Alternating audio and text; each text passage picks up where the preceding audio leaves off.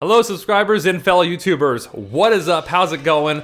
Welcome back to Money and Life TV. My name is Mike the CPA. Today, my sidekick Chipper and I have some really good information for you on Roth IRAs, as we're going to do a quick general overview of the majority of the most important, or at least of what I consider to be the most important rules when it comes to Roth IRAs, and we're going to do that right now. If you're new to the channel, welcome. This channel is all about helping people like yourself become fiscally fit, because we teach finances, investing, and taxes on a regular basis, so stay tuned for more of our weekly videos. With that being said, guys, let's go ahead and dive right into the video right now. I have a lot of information to go over with you guys. I'm going to cover it kind of quickly and try to be straight to the point. So if you guys like the video that you see today, make sure you hit that like button to let me know you liked it. It really helps out the channel. Now, there's a couple places where you guys can go to learn about Roth IRAs at any given time. Obviously, you can do Google searches, but some of the more formal places to look is actually on the irs.gov website. You can search Roth IRAs like I have here, and I'll leave links to all of this stuff that you're going to see in the description section down below this video. I'll also leave a link to the Word document I'm going to show you on screen here. It's completely free for you guys to download. Because what's going to happen is you're going to watch this video. If you're like me, you're going to watch a video, you're going to forget what I said or what the person said. But luckily, I've included that free spreadsheet for you guys. Actually, it's a Word document, it looks like this, but we're going to cover that in just a second. Free to download in the description section down below. Now, you can learn about Roth IRAs, like I said, on the irs.gov website at any time. But if you really want to get formal and really technical, if there's something that in this video or any other place where you don't get the answer to your question, come here. So there's two publications that are totally centered around Roth IRAs and traditional IRAs. The first one is IRS Publication 590A. As you guys can see here, this one is going to cover all the rules regarding contributions to individual retirement accounts. The second publication is IRS Publication 590B. This publication is going to cover distributions from individual Roth IRA or individual retirement accounts, including Roth IRAs. Each one is about 64 pages long.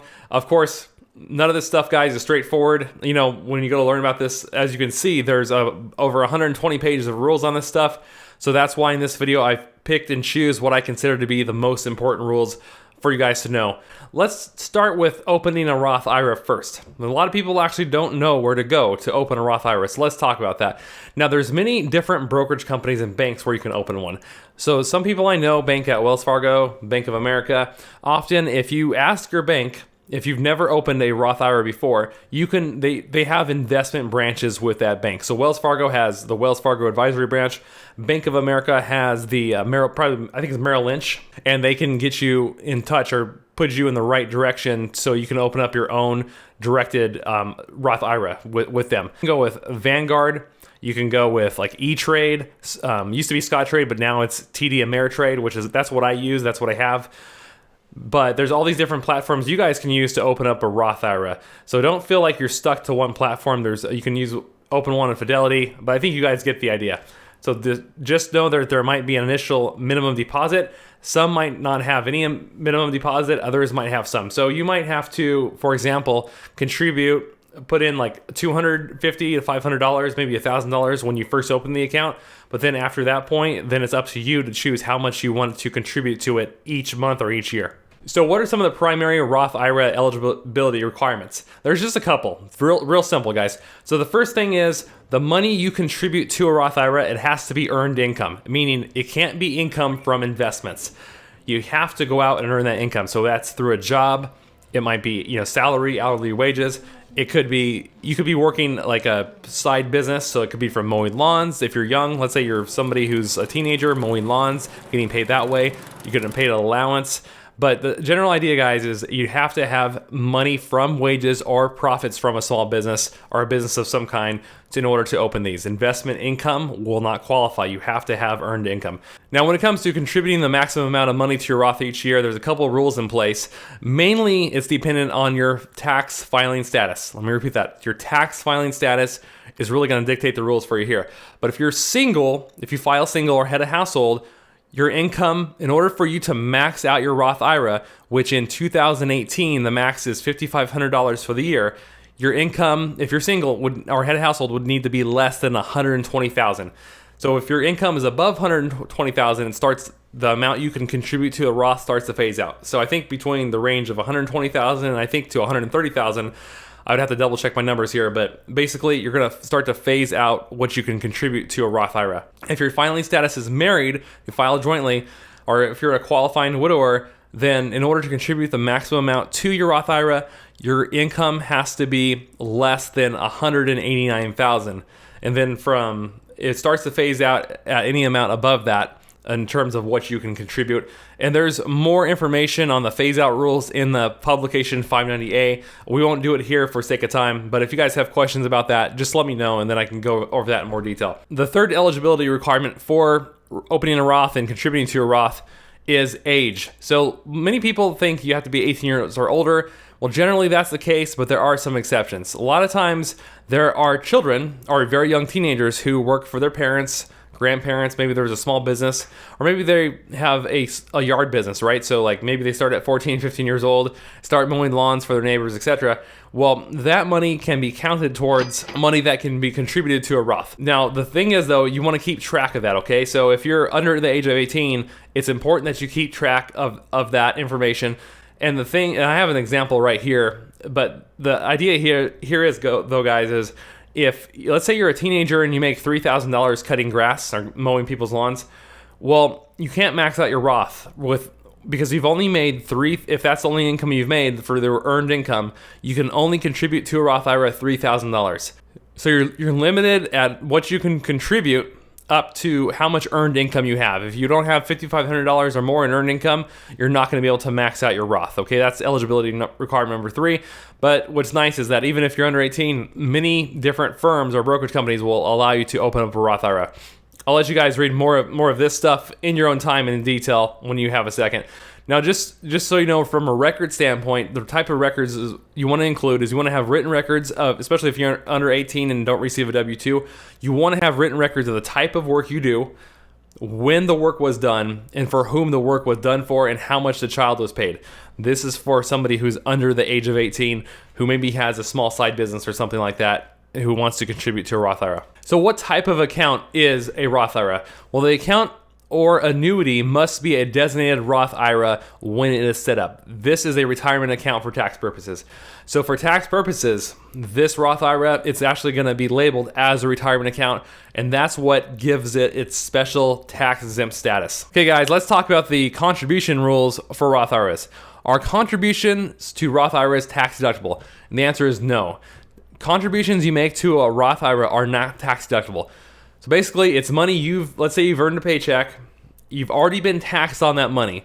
Well, what you have left over in your paycheck, if you want to contribute part of that to a Roth IRA, you can, but that money has already been taxed. And if you contribute to a Roth IRA, you're not going to get any tax deduction for it. However, the money is later going to come out tax-free at some point in the future when you take the money out. So in 2018, what is the max amount you contribute to a Roth IRA? Well, currently the maximum amount, the contribution amount, is $5,500 per year per person, or $6,500 for anybody who's at the age of 50 or older. You're allowed to contribute a little bit more per year if you're 50 or older. Now, what if you're age 70 and a half or older? Can I contribute money then? Actually, you can. In most situations, the answer would be no, but for Roth IRAs, you can. You can still keep contributing, and that's because the money has already been taxed anyways, so that's why they allow you to keep contributing to a Roth IRA. There is no age limit for contributing to a Roth IRA. No age limit for contributing to a Roth. What are the contribution due dates for Roth IRAs? A lot of people think it's by end of the year, but it's actually not. So the individual tax filing deadline of the upcoming year is the due date for contributing to a Roth. So even if you're on December 31st and you haven't contributed nothing, let's say it's December 31st of this year for 2018, you haven't put a dime in, don't worry, you're still going to have until April 15th of 2019 to contribute the money for tax year 2018. It's pretty nice. That's really impressive. Whoa, bravo. Okay guys, let's talk about some basic distribution rules. Do Roth IRAs have a required minimum distribution when you turn 70 and a half? So we know we can contribute to a Roth IRA for at any age, but do we have to take the money out at any age? The answer is no, which is really nice. You can let the money keep growing tax-free. You can leave amounts in your Roth IRA as long as you would like. Nobody's going to force you to take the money out at any given time as they would in a traditional IRA. There is so basically no RMD. And when you see the term acronym RMD, it stands for required minimum distribution. Well, the money's going to come out tax-free anyways, so there's no required minimum distribution when it comes to a Roth IRA, even at any age. It's really cool.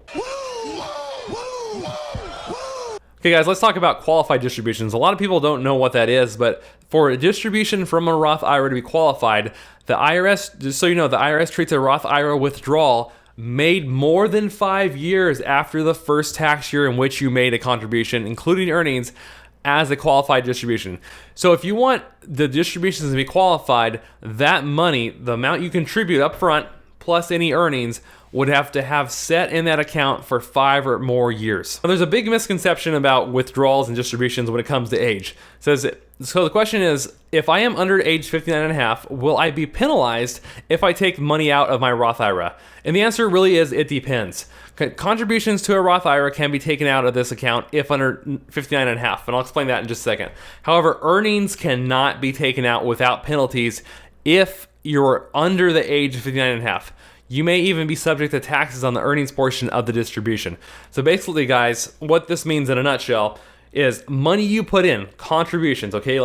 If I put $1,000 into a Roth IRA, I can take $1,000 back out without any penalties.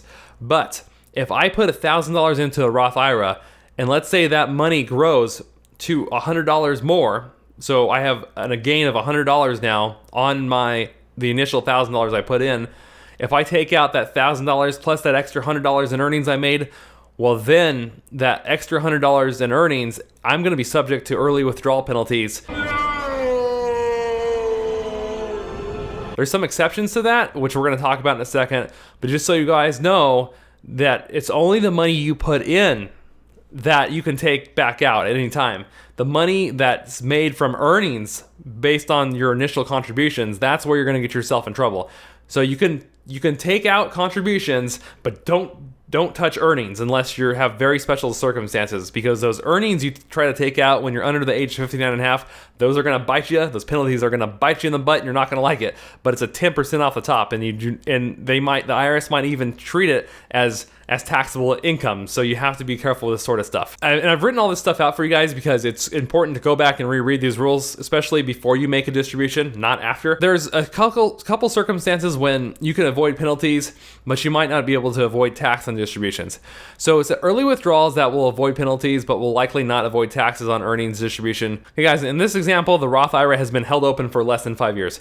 So if we use the money, if we withdraw, we can withdraw up to $10,000 for the one time to pay for a first-time home purchase. So we've never done that before. If we use the money to pay for qualified education expenses, we can take it out. If we're at least 59 and a half, we won't be subject to any penalties. If we become disabled or pass away, then the money is going to be, there's no penalties if somebody else is withdrawing from the IRA at that point after we passed away. If we use the withdrawal to pay for unreimbursed medical expenses or health insurance if we're unemployed, the distribution is made in substantially equal or periodic payments. So these are some of the circumstances that are going to allow us to avoid penalties, but we might not avoid paying taxes on the earnings of that account if we're under age 59 and a half. So let's look at another example. So let's say you take early withdrawals. These are some more exceptions.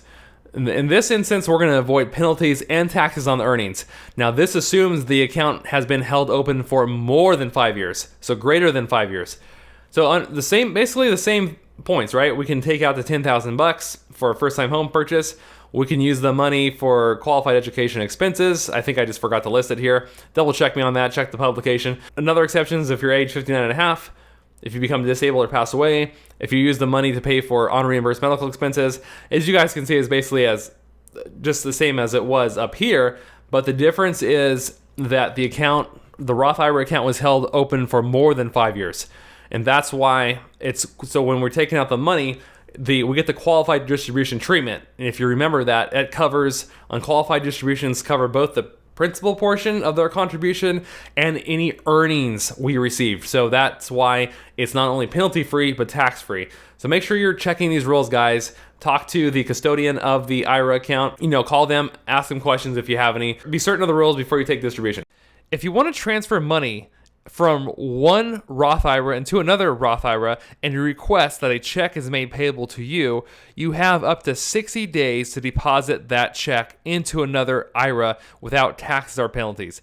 This is known as a non-taxable rollover, and you can do this once within a 12-month period. So basically, you can do this once per year. Note, to the best of my knowledge, you cannot transfer a traditional IRA into a Roth IRA because it would not be a transfer. It would be known as a conversion. Okay, we just talked about transfers. Let's a little bit talk about conversions.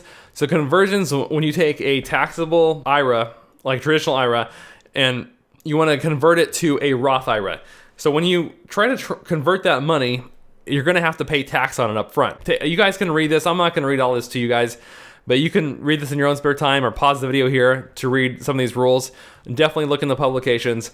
But just so you guys know, if you want to convert a traditional IRA to a Roth IRA, make sure you're aware that you're probably going to have to pay tax. You can only put after-tax money into a Roth IRA. Very important to remember that. So that's why it has to be taxed first before it goes in.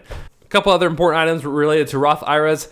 What happens if I have a Roth IRA and I pass away? Well, don't worry, your account will go to your designated beneficiaries you listed upon opening the account. If something were to happen to you, very sadly and unfortunately, but if you all of a sudden suddenly passed away, then the money in your Roth IRA account would go to whoever you listed on that beneficiary form.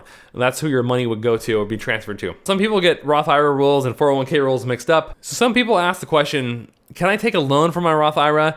And most of the time the answer is no. There is an exception though. So if you have an employer, if you're employed and your employer offers you a Roth 401k option, well, when the Roth is in a designated Roth IRA with an employer, at that point you can take a loan. But if you and I, if we go out and we just want to go with, let's say, E-Trade and open up a Roth IRA on our own, so therefore the account is not with an employer, we cannot take a loan against our account. We're not able to do that. It's really only when the Roth IRA is with your employer as part of your 401k plan options. Now, these are only some of the rules, okay? So just make sure if you have any other questions, make sure to drop them and leave them in that comment section down below. I know I didn't answer all the rules. I mean, you guys saw those 2 publications. I mean, it's like over 120 pages of information, but I consider these rules that we covered here today to be some of the most beneficial rules to know when it comes to Roth IRAs, just to help get your feet wet and just to know some of the exceptions of when the penalties might occur or when they might not. The last part of the spreadsheet, guys, is a nice little table. It shows the contribution limits if you're under the age of 50, if you're over the age of 50 for 2017-18. It covers some of the phase-out limitations and when it starts. These are the resources I use to make this video. As you can see, I pulled information from several websites, the IRS.gov website being one of them, and some of the IRS publications, 590A and publication 590B. I hope you guys found this information helpful, and definitely download this because if you're like me, you're going to forget half of what I just said in the video after watching the video. It happens to me all the time. So that's why I wanted to create a written downloadable content for you guys so you can download it for free, take it with you, and so you can always refer back to all these crazy, silly Roth IRA rules. Anyways, guys, I hope you liked the video. If so, make sure to give me a thumbs up before you leave. If you're new here, be sure to subscribe. Like I said, every single week we make new videos such as this one to help people with investing, finances, and taxes and more. And if you especially share this information with a friend, if you know somebody who's thinking of opening a Roth IRA or who wants to learn more about how they work, definitely share this Word document and video with them. I'm sure they would greatly benefit from it. And if you guys haven't seen my other Roth IRA video, it's one of the most popular videos on my channel. It's a realistic look at how much retirement income you could generate through investing in a Roth IRA using realistic examples. I'll link that up down below for you guys. Check it out if you haven't seen it. I'm sure you guys will get something out of it. With that being said, as always, I really appreciate you spending time with me here on YouTube. I put a lot of effort into these videos, as you can see. It took me a while to type all this up, but I have a lot of fun with it because it teaches me stuff and it helps you guys learn as well along the way. So we're kind of learning together and we're in this together. So with that being said, guys, I hope you have a wonderful week coming up. You take care, and I will see you all in the next video. And remember, live your life uncaged. Bye, guys. Peace.